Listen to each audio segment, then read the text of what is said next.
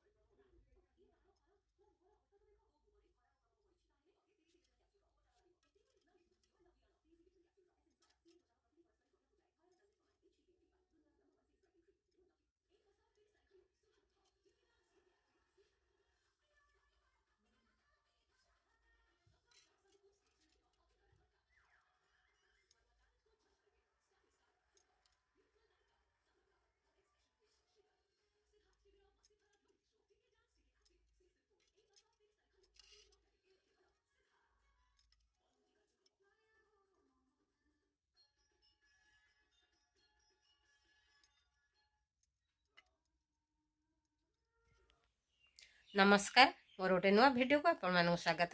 आज हूँ गुरुवार घरे आज आमर सेर ओझा होछि।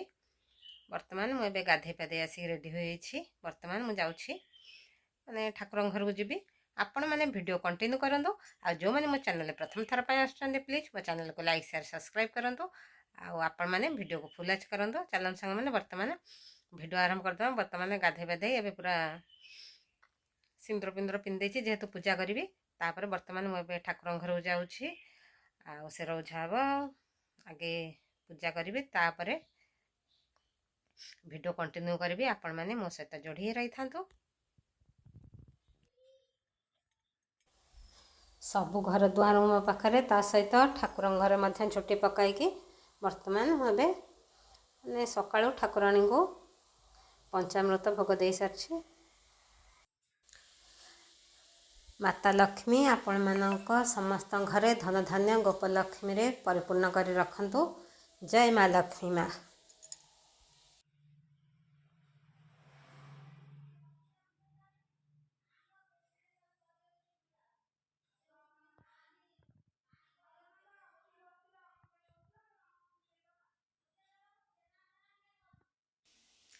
वर्तमान मोर बे सकाळ माने पूजा सरी जाइए। पंचामृत भोग ठाकुराणी के दे दूची। वर्तमान मुझे मंडा तैयारी कर देछि। पानी गरम कर देछि। पानी रे मैंने तैयारी कर रखि दिया मंडा को सब पकाइबी। चलंतु मुझे मंडा तैयारी करी। टाइम से 11टा बाजी गलानी। मंडा तैयारी करी तापर मंडा भोग दिया हब ठाकुराणी को।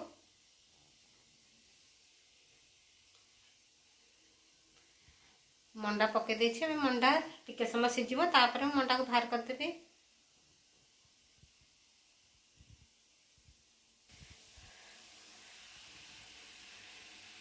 वर्तमान एबे हमर मंडा पिठा तैयारी हबो। पानी एबे फुटी गलानी। मंडा मु तैयारी कर देछि।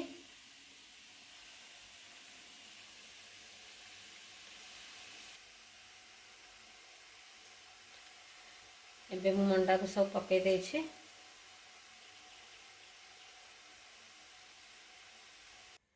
वर्तमान होछि संध्या टाइम।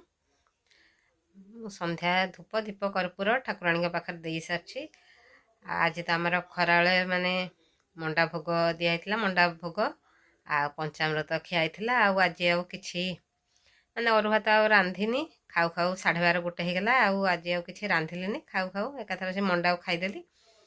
आ संध्या टाइम संध्या मुझे दे सारी।